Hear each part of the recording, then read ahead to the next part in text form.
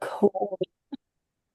So that we can share this, or if you guys want to go back to it, that would be available to you.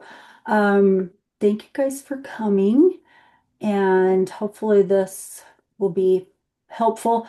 I kind of just wanted to even be able to have um, just like a simple discussion and answer questions. And I will give you guys a little bit of a rundown of what I know. But I will definitely start off by saying a couple of things. For one thing, I will have to be off at right at 7:45. We have an appointment at 8 o'clock.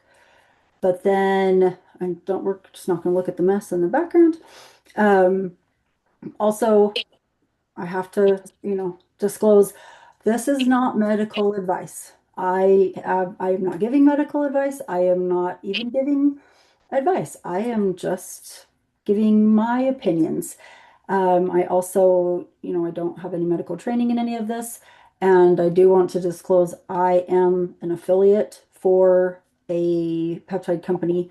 However, I I couldn't care less if you guys buy stuff from them. I really just want people to be able to get information from someone who I'm not particularly trying to sell you something. I just think that there's a lot of crappy information out there and a lot of misinformation, and so I would rather try to give you a little bit more of a simplified version, hopefully, and not feel like yeah, salesy or anything like that. So I'm just going to get going and other people can jump on as we go. And like I said, this will be recorded so that we can send it off too. So, super basics of peptides. I mean, they are short chain molecules, amino acids that create, the building blocks of protein, of anything in our body, of our DNA, of everything. So, when they say that peptides are natural, that is true and not true. They can be true. They can be made in a lab or kind of changed in a lab to create a response that would maybe already kind of naturally happen in our bodies, but either aging or injury or whatever, hormone changes have decreased that reaction or a lot of different things, a lot of different ways we could go with that. But simply simplified, some some peptides are actually just the naturally reoccurring or naturally occurring ones in our body, and some of them are kind of created to be a little bit more effective or whatever in a lab. So when I'm talking about peptides in the way we're talking about it tonight, as far as them being uh, a supplement because they are a supplement.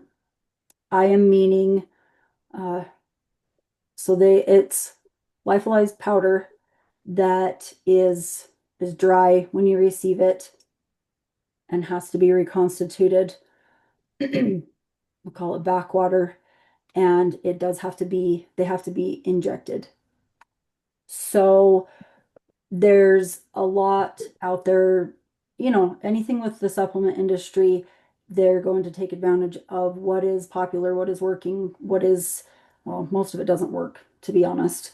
But they try to jump on trends of, okay, so a lot of people don't want to do injections, which is understandable. So they'll try to do like, an oral or whatever, or intranasal or intranasal, whatever, or topical like cream. Some of those can work okay. The intranasal ones, there are some that are shown to work quite well, actually. But for the most part, any of the oral peptides that you see are not going to be effective. So the reason they come how they do is they're very, very delicate for the most part.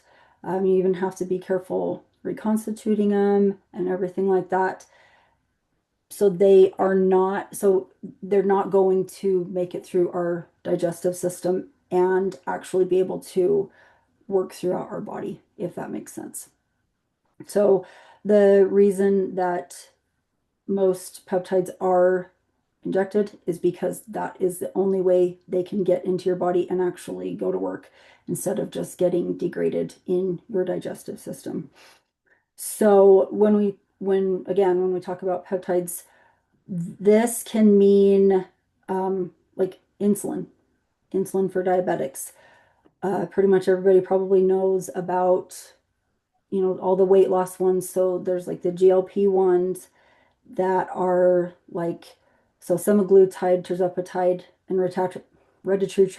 retatrutide.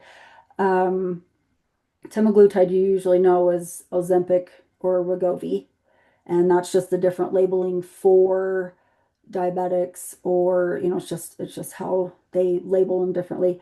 Um, and it just is a GLP-1.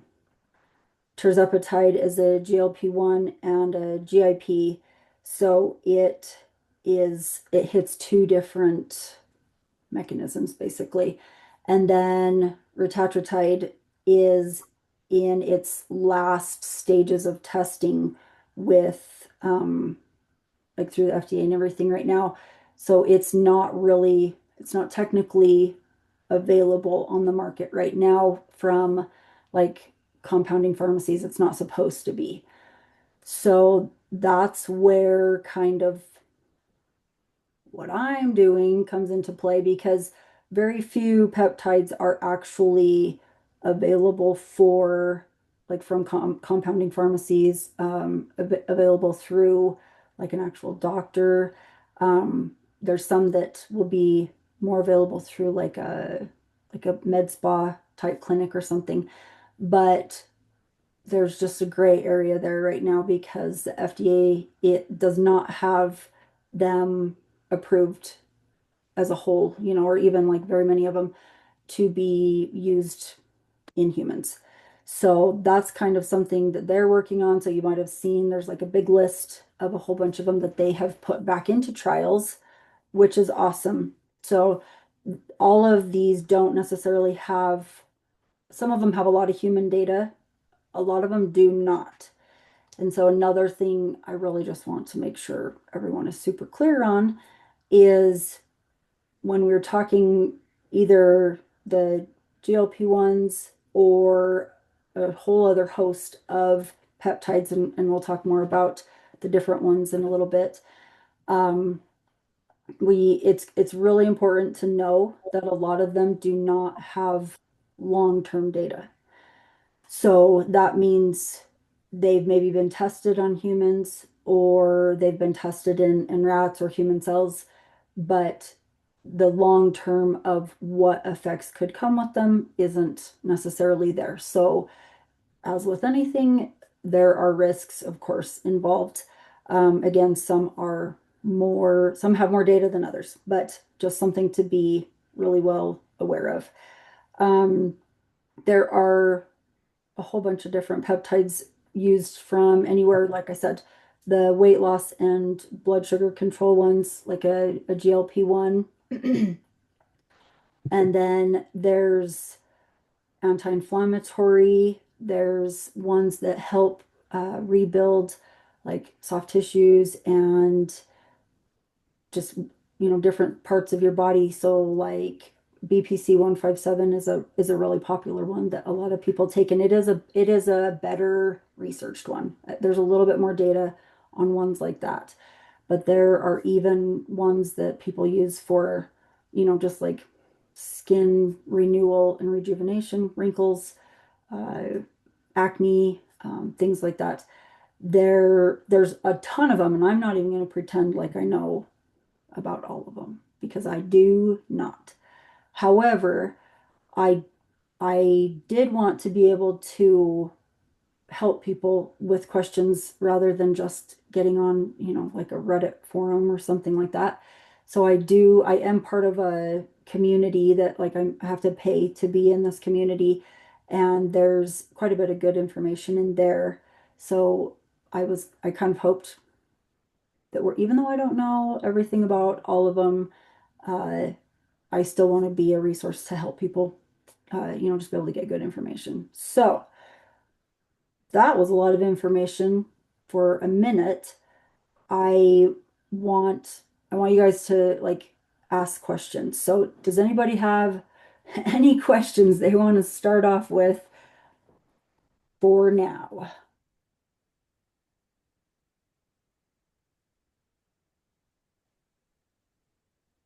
So Tiffany, what are you looking for? You talked a lot about the GLP-1s and stuff and the link to protein. Mhm. What is there specific ones that are best to, you know, we all talk about you hit that 40 and it's harder to keep your muscle, yada yada yada. Yep. Is Yeah. there one that you look at that helps best with keeping that muscle and rebuilding that muscle as you lose it? Yeah. And are collagens linked to, you talked about did you say smoothing your skin? hmm Yeah. Yeah. So rebuilding the yeah, collagen and everything that makes up your skin is a component of, so there's like GHKCU. Um, there's some other so they call them stacks. There'll be like stacks of other ones that basically will be complementary, um, different kind of peptides together to kind of work together towards, say, rebuilding skin, or like your soft tissues, your muscles, your ligaments, your tendons, those kind of everything is supposed to help with those things. But so like anyways, there's quite a few different ones that are supposed to work on those different things, and they kind of work in a little bit of different ways. But I will go back to kind of more of the GLP-1s for a minute. So yeah, Ozempic, I feel like there's probably nobody that doesn't know what that is. And if you do, or if you don't, I'm happy to explain it a little bit better. But it is one of your weight loss ones, one of your helps your blood sugar, it actually slows down your digestion, which sounds scary and can be scary. It's something that you have to keep. If this was one that you were interested in and wanted to start trying, it is something that you really have to stay on top of, like fiber supplementation and things that way. But so when we talk about GLP-1s and Ozempic, a lot of people have used it and lost a lot of weight. A lot of people have used it and lost a lot of muscle as well, like Bonnie was talking about. So it is harder to maintain muscle on it for several reasons. For one thing, if you aren't doing anything to maintain your muscle or build muscle, as far as resistance training goes, then as you lose weight, you will lose muscle. Um, so with semaglutide, Ozempic, Wegovy, it only works on one one mechanism, one mechanism, one pathway. So it is just a GLP-1. So our body produces GLP-1. Like when we eat, it's basically like our body knows, okay, this is time to digest this. Like we're not hungry, we're satiated. So this is really, really basic. I'm not explaining this scientifically at all, but it basically ups that response in our body of telling us we are not hungry. And it also does help control that blood sugar component, which we know that when our blood sugar drops, we want food. Our body feels like it's hungry, even if we don't necessarily need something. That's our body signaling to tell us that we need food. And it is the signal is because we need energy, or our body feels like it needs energy.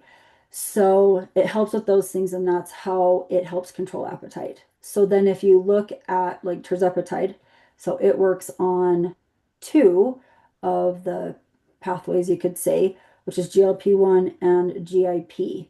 So it does a little bit, it's a little bit more efficient, I guess you could say, and works a little bit better to maintain muscle mass.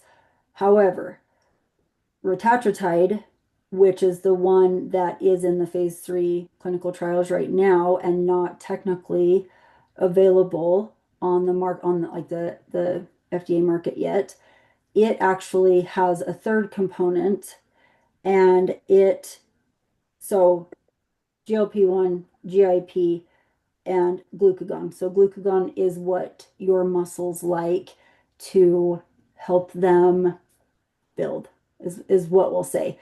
So it has a great muscle maintaining component. And I will tell you right now that this is the one that I take. I I was never I was always really nervous about semaglutide. I felt like it helped a lot of people, but I don't want to lose my muscle. I don't want to lose my muscle. I work really hard for it, and I feel like I'm too dang old to be losing my muscle. And so I thought, well, that is one that where it does have that muscle maintaining property. I dare try it out on myself and take it. And I have not rescanned, I've not redone my DEXA scan yet, but I plan to in probably the fall. And so it'll be interesting to see what it has done. So I've lost 15 pounds and I don't feel like I've lost much, if any, muscle, but that's just going off of you know, my own feelings. It's there's no I don't have anything to back that up. So so the retatrutide, or I'll call it like Retta, is usually what we call it. I and my husband, we do what you call like microdosing.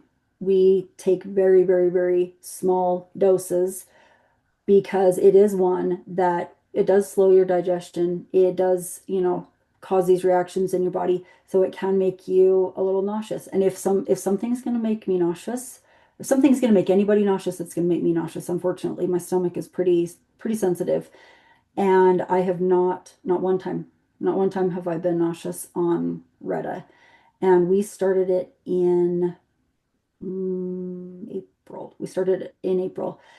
And I've literally went from half of a milligram injected once a week to I am now, so titrating is the term used for slowly building your dose to stay at an effective dose. So we started at zero point 0.5 once a week, and I have titrated up to total 1.5 milligrams. So 1.5 milligrams total. So I do about zero point 0.7 twice in the week. That is totally just personal preference, and you will hear both ways. So, because of the half-life and how long it stays in your body, I just feel like I like taking a very, very small dose twice in the week, and that works well for me. Um, so my husband pretty much does the same thing. He's down 20 pounds, and we felt really good. So, uh, real quick, I will cover kind of why I started being an affiliate for someone was actually on accident because I was just looking for a company to buy. And when I say company, I'm talking a lady who lives in Florida and just kind of has a really small little business. But she gets the peptides and she has them third party tested. And so that's the component I was looking for. I wanted someone to test them, and I wanted to make sure I knew what I was injecting straight into my body because that can certainly be dangerous. So my husband and I had started off with what they call gray market peptides, and that means we were buying them straight from China and just using them on ourselves. And I did not feel good about just sending people to the gray market to buy peptides. So I wanted to find someone who actually did testing on them, and she does. So there's multiple labs that you can send them to get them tested. They are not tied to or affiliated with the places that actually make the peptides. So hopefully that makes sense. Um, so the people I'm with, they have them tested and then they distribute them. Now, is this legal? Is this illegal? This is a gray area. This is a like you're not going to get in trouble. You're not going to get arrested or something like that for using these. But it's kind of one of those things of we're doing this outside of, you know, actually being under a doctor's care, a doctor's prescription. Like we're taking that liability on ourselves of, hey, I'm choosing to go with these products that I'm just kind of managing this myself versus, knowing that they have been fully um, tested and tried through human trials to make sure they're completely safe. I don't feel like anything is completely safe, and so maybe I feel like I dared try things on myself because I also, I do stay up on my health myself, and I felt like I would be able to kind of manage these things myself. So again, this is just what I do. This is what I feel good about, and I feel like everyone needs to be able to feel good about making that choice for themselves.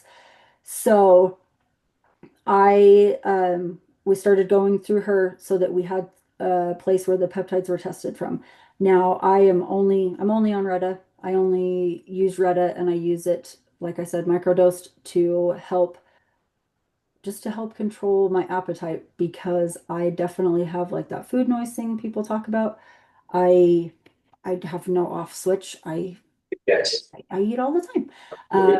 And that's not necessarily a bad thing either because that has helped me gain muscle and everything, but it just is that kind of component of like, this is actually just making life maybe harder than it needs to be, unfortunately.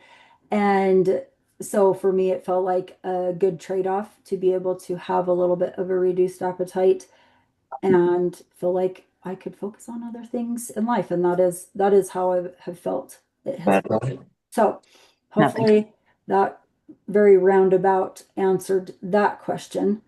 What other questions do Like you I have? said, bro, I got so lost.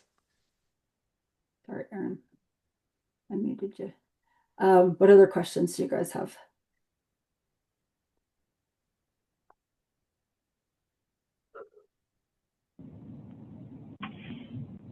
Tiffany, this is Marcy.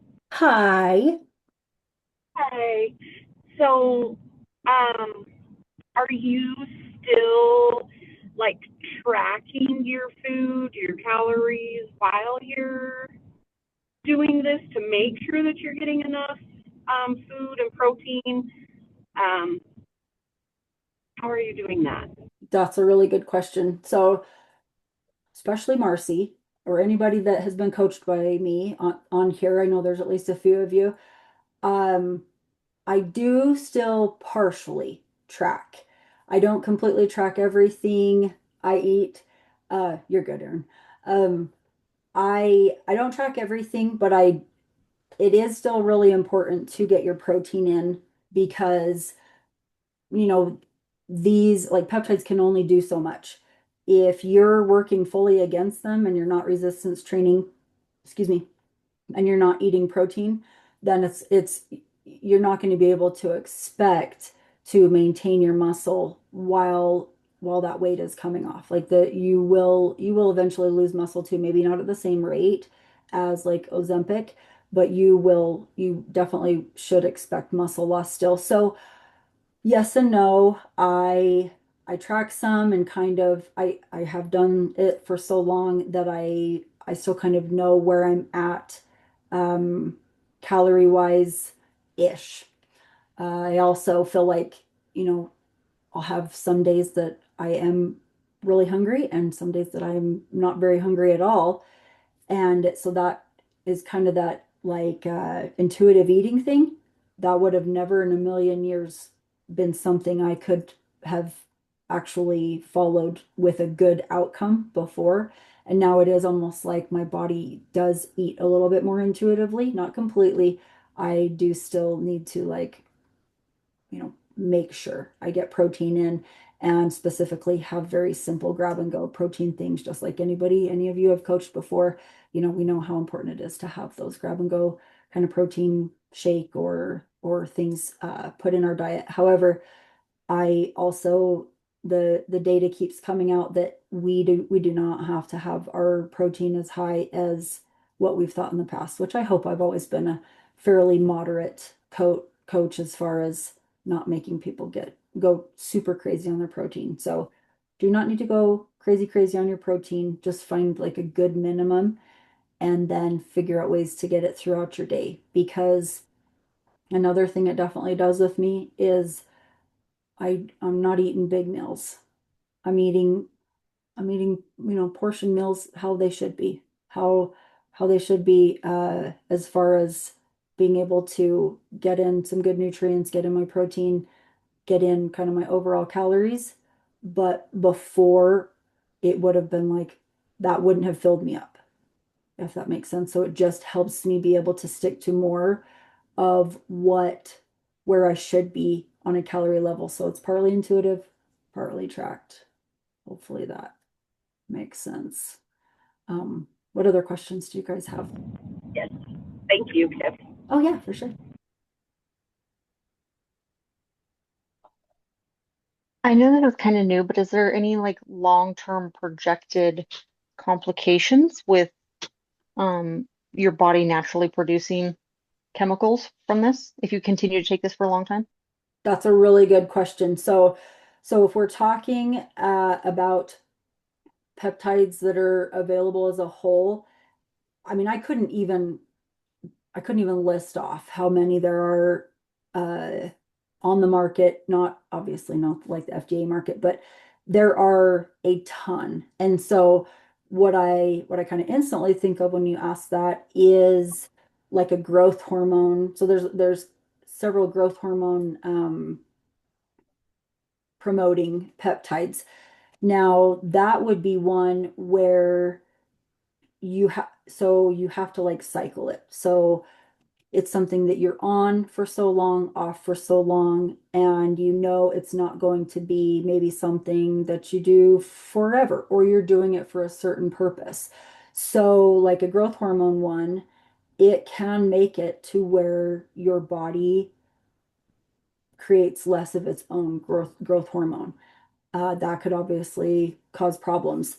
So ones like that, I feel like it's really important to know what they do and how to cycle them, which again, that is something I have some resources now that I could hopefully give you some ideas of maybe how that would look.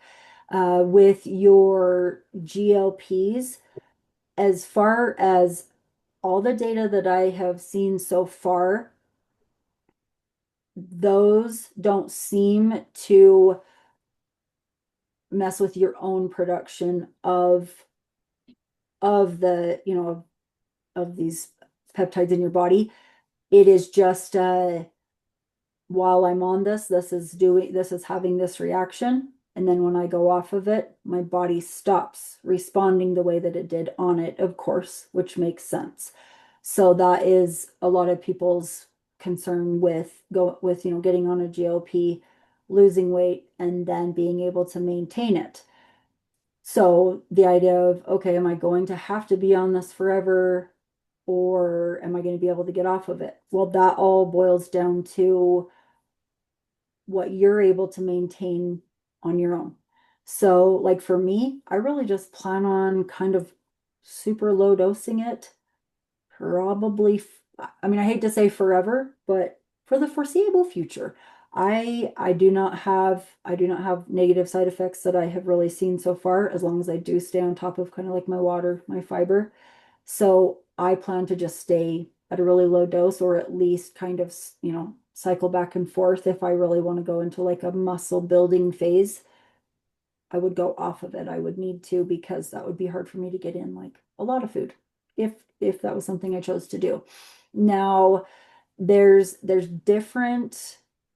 kind of different protocols and different things with the different peptides of, okay, is this going to shut down your production of a different, mechanism in your body? Is this going to create kind of an alternate, response in your body that is something that you aren't trying to see?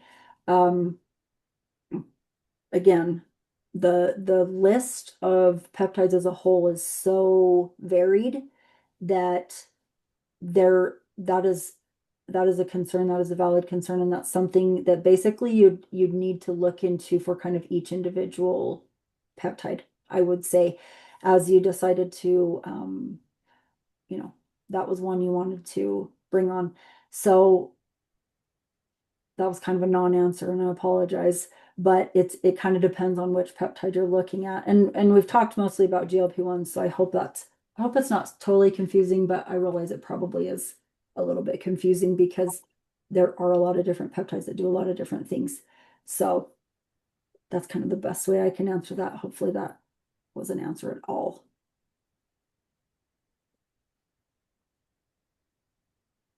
What else? What else can I answer for you?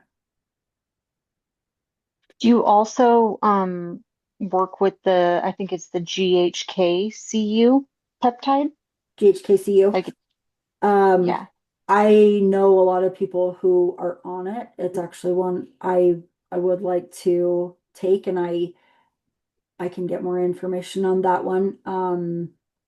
But I personally don't have any, I have not tried it yet, but I know a lot of people who have. So for any of you who don't know, GHKCU is it's like a copper peptide, and it is one that supposedly like pushes out impurities and then helps create kind of smoother skin, less wrinkles, helps your hair grow. It can help, I've seen it, hypothetically, can help with things like psoriasis and other skin conditions.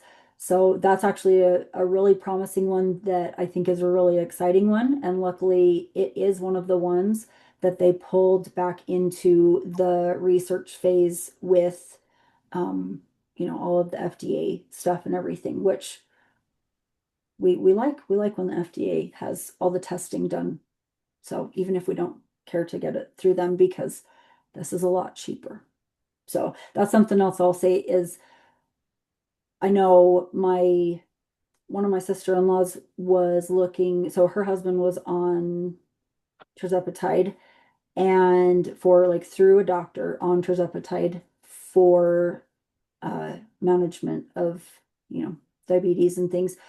And when they went to get it at the pharmacy, it, it was going to be, I can't even remember how much it was, some insane amount of, well, if it was covered by them, then they would just cover it for a certain amount of time. But then when it came off of coverage, it'd be like $400 to $1,400 a month or something like that. And so the place that I work through, she seems to keep her prices a lot more reasonable for someone who does third-party testing than some of them I've seen. So like for that example, um, retatrutide, which you can't get it even through compounding pharmacy, so that maybe wasn't a good example. But what, like on the website, I think it's $70 a vial. And so that's another thing that is it's hard for me to fully explain on here, but something that I can at least send more information on, or you can ask about when she even realizes it's a thing. So what you reconstitute with and what you end up dosing is dependent on like how many milligrams. So say this was a 10 milligram vial of retatrutide and you reconstituted it with 1 ml of backwater. So then if it's 10 milligrams, then you would obviously have 10 1 milligram doses. So, if I'm on, uh, so when I first started and I was just doing half of a milligram, if I was just doing a vial myself, I do share with my husband. So if I was just doing half a vial or half of a milligram myself, uh, even when I was doing it twice a week, so then it would be 1 milligram, it would be 10 weeks worth of this. So again, that's totally dependent on what milligram vial, how much you reconstitute with, and that can give you how many units you end up giving yourself, but it's dependent on those things. So say my 10 milligram vial is $70 on the website of the person I work through. And then like I have a coupon code. I hate even saying that. I'm not trying to be, like an influencer or something like that. But I, I do feel like it's a more reputable group to go through than some. Um, so anyways, obviously $70 for one vial and then it lasting me, maybe 10 weeks. That's pretty stinking good. 2.5 months basically worth. Whereas that would likely be 400 plus a month at a minimum through, if it were when it becomes available in a compounding pharmacy or, a regular pharmacy. So for me, it's worth it. It's worth it to go this route. Hopefully that also made sense. I feel like there's a lot of information here, and I wanted you guys just to be able to ask questions and instead of me trying to give all the information, because I don't have all the information, obviously. Um, what other questions do you guys have?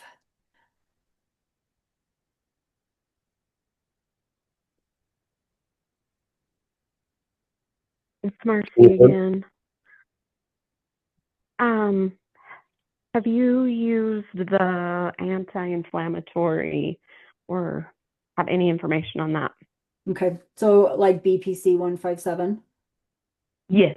Yeah. Okay, so my husband actually has been on it for a while, and one of my sister-in-laws, and I know it is also one that they have done more data on and have pulled back into the research trials. So it is, it's really, it's pretty awesome. BPC 157 is pretty awesome. It it's one of those ones that you probably have to be a little bit patient with, or at least have to just realize that kind of takes a minute for things like that to work in the background, I feel like. It also definitely depends on what you're using it for. So my husband has neuropathy and it makes it really hard for him to sleep. So for us, it was like, okay, injecting BPC 157 or gabapentin, which I hate gabapentin. It has horrible, horrible effects and especially long-term effects. So we started trying it with him and it has helped a lot. Has it completely cured it? No. Has it, made it to where like can you take it for a while and then not have to take it anymore? Well, if you look at something like neuropathy, that's something he's probably going to deal with for the rest of his life. So right now he is cycling it. So he was on it for I think 3 months, and now he's off of it, and we'll put him back on it. Um, I can't remember. I'd have to look at the calendar. So it is one that will cycle, and it is also one that you kind of do different protocols with the different ones. So like I said, with Reddit, I'll do twice a week of the lower doses. Well, BPC 157 is usually suggested to do like a 5 and 2. So like you're 5 days on, 2 days off. And that is also goes back to the question of kind of staying on things long term or being on something and then your body's own reactions, still happening or lessening. When you cycle something kind of like the 5 days on, 2 days off, it helps your body still kind of be in that production mode of those peptides on its own. But yeah, that's a really, I feel like that's one of the most popular ones, and I feel like it has a lot of good data behind it, and a lot of good just anecdotal. It does help a lot of people. So that one is a pretty cool one. Does Thank anybody? you. Oh yeah, for sure. One thing I did not cover, so I talked a little bit about kind of reconstituting, and this is, so I buy like actual Hospira usually. So backwater is just sterile water and it has a tiny little bit of alcohol in it. So that is just to keep it sterile. That is just to keep it from anything growing in it. You keep it in a dark cupboard, and you can reuse this, this vial for quite a while. Um, so you just reconstitute your peptides when you're getting ready to use them. They only stay good so long, and after it's reconstituted, you keep it in the fridge. If it's something you haven't reconstituted yet, but you want it to last for a long time and it's still like the lyophilized powder, you can keep it in the freezer and they can last for like 6 years or something. Um, so once you've reconstituted it and put your water in it, then I mean, there's kind of varying thoughts of how long you should keep it in the fridge, but you really don't want to. I would just say, I wouldn't go outside kind of a 2 month period because you obviously want to keep it as safe as possible. You don't want things to start growing in it. You don't want to introduce that bacteria into your body. So when we do our injections, and I'll send everybody a video of reconstituting vials. I'm going to send information, like I am not affiliated with Amazon or anything, but I will send you just what I get, if it's helpful for anyone. So when you do your injections, like we do them at night, on the days that we do them, we'll draw. I mean, it's a tiny, tiny, tiny little amount. It's only about that much. And I use the tiniest weeny little needles because I'm a weenie. Tattoos are different. We do our injections, so they're mostly like most of the peptides are just injected subcutaneously. Some you can do intramuscularly, and ones like BPC 157, sometimes I'll do them locally. Like, so you have shoulder pain, you want to inject it as close to your shoulder as you can. Uh, that's one way you could do it. You don't have to do it that way. My husband and I just inject each other because I don't want to inject myself. And I'm happy to do a video on that too. It's really easy. I know a whole bunch of you have given shots to cows and sheep and dogs and all sorts of animals. It's a lot like that. And reconstituting is a lot like reconstituting your animal stuff. So I feel like most of you just would already have that down. But I'm happy to send videos of all of that. So we do our shots just kind of like right in our hip, kind of butt cheek area-ish. A lot of people like to do their abdomen. My brain can't wrap around that. Back of our arm, just like a little kid getting, vaccinations or something like that. It's kind of a mind trip at first, and I really do not like needles. But then, of course, it's like anything. Well, this is something that I really want to do, so I'm going to make my brain get over it, and it's really just not a big deal anymore. But those are kind of some things that freak people out that I'm more than happy you know, to go over and make sure you feel more comfortable with it, because it is kind of a freaky thing to reconstitute stuff and then, inject yourself with it. So uh, hopefully I can help you be able to navigate that. Got time for like one more question if you guys have any other questions. And then I will be sending out just information to everyone. Feel free to ask me questions. Please don't think for 1 minute that I feel like you have to order through like my code or anything, but I will be giving it to everyone in case you want to. Also, I am doing $100 shop credit drawing just because the owner was like, "Hey, why don't you give something away?" And I was like, "Cool, why not?" So if we have one more question, we can do that.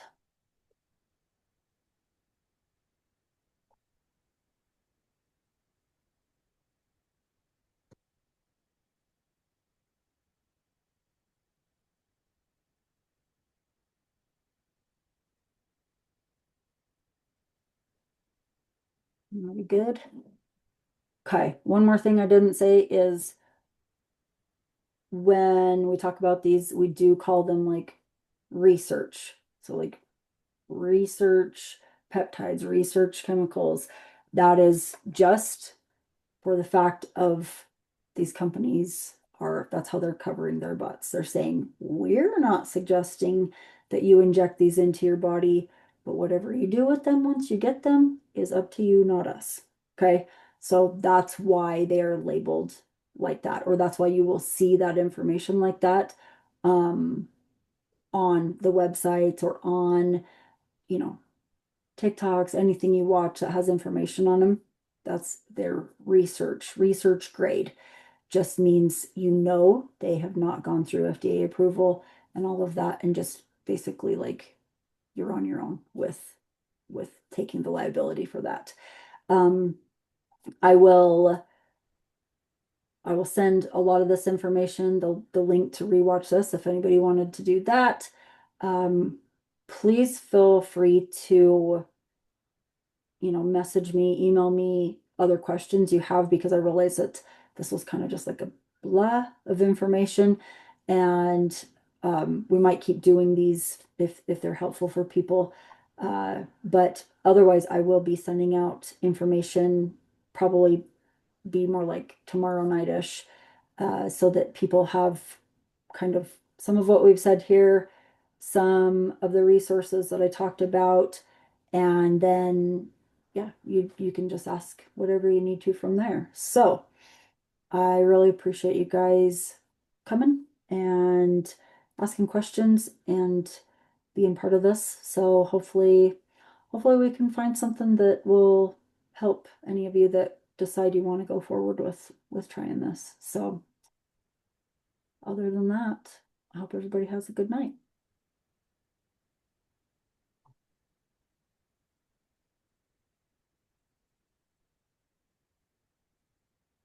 I can't even find my, oh, there we go. Okay.